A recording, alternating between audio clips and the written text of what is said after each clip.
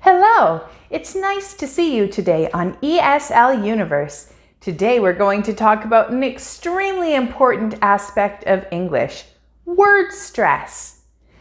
If you haven't heard about the idea of word stress before, it's essentially the idea that words in English have a rhythm to them, with some parts being emphasized more than others.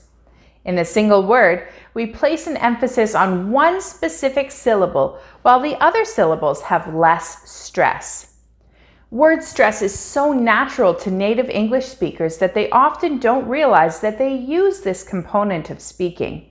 However, you will quickly notice when speaking with English speakers that the pitch, volume, and length of sounds and syllables in English vary throughout their speech. You may think that this isn't very important to learn, particularly if your native language doesn't use word stress.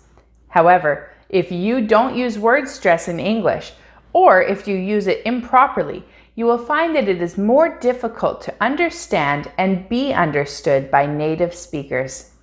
In fact, where you place the stress in a word impacts its pronunciation and therefore its meaning. For example, the word desert and dessert have very similar spellings and pronunciation. The only real difference in spoken English is the word stress, and this is how we can understand what is being spoken about.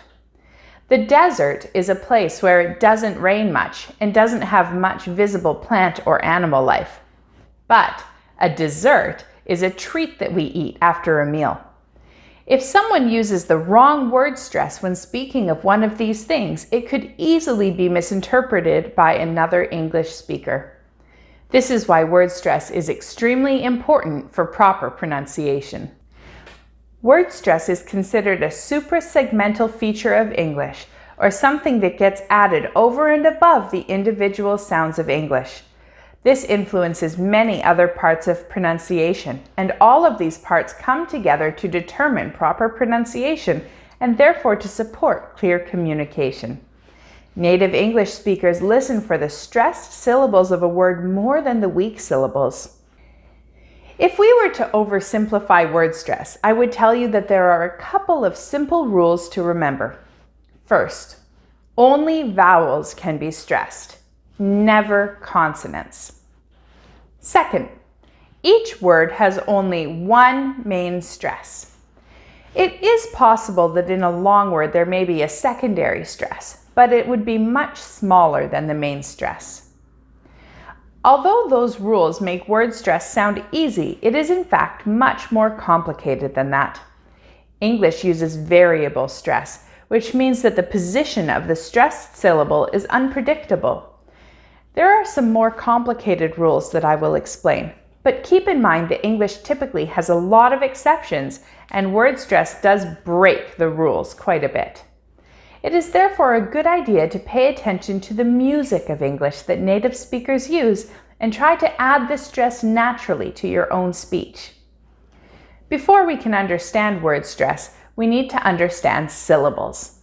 If you remember from my previous video on syllables, a syllable is a section of a word that contains one vowel sound. That doesn't mean that there is only one vowel written, however, and there can also be any number of consonants.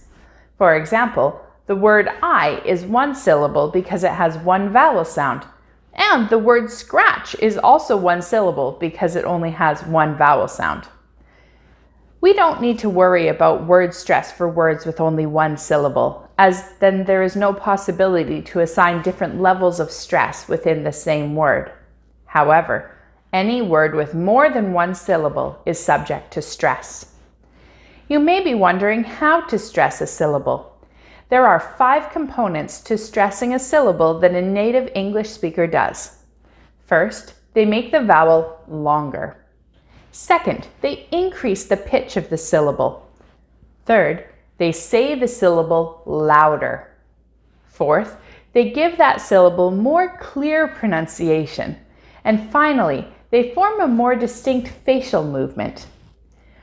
All of the other syllables in a word are pronounced in a weaker, quieter, or smaller way.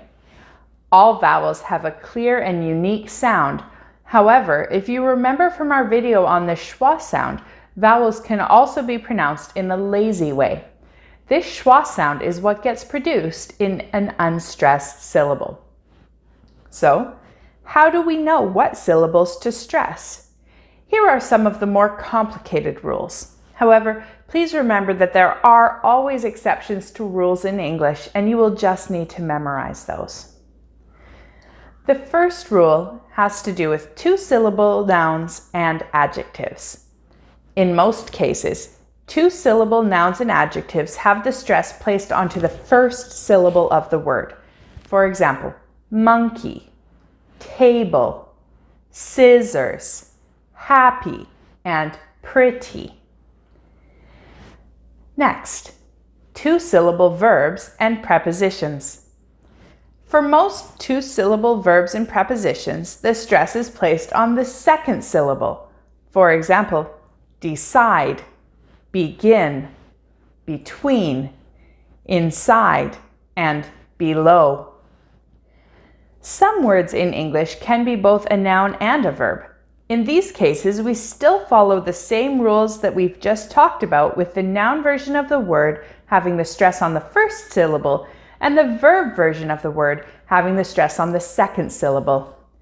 This is also a great way for you to be able to determine if a word is being used as a noun or a verb. For example, present refers to a gift, but present refers to something being given formally. And suspect refers to someone that is believed to have committed a crime, and suspect refers to something that is believed to be true. Next, three-syllable words that end with ER and LY. Regardless of whether the word ending with the letters ER or LY are a noun, adjective, or adverb, the stress on the word is typically on the first syllable. Some examples are manager, happily, gardener, prettier, and better. I like to call this one the penultimate rule.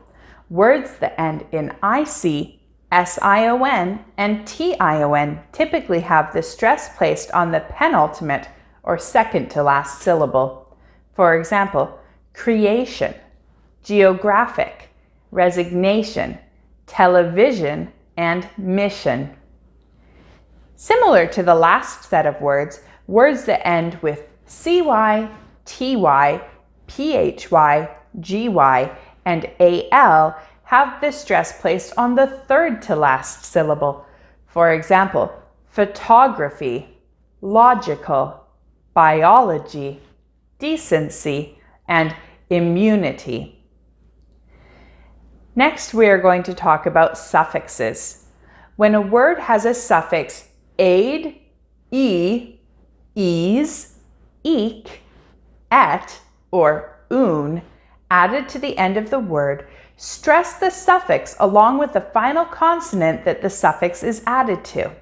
For example, Japanese, lemonade, or kitchenette. However, for many suffixes, we stress the syllable just before the suffix, such as magician, adaptable, or characteristic.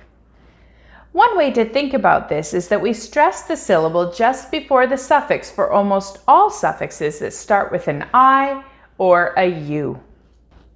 Compound words. Compound words are words that are made up of two or more other words. For most compound nouns, we stress the first noun.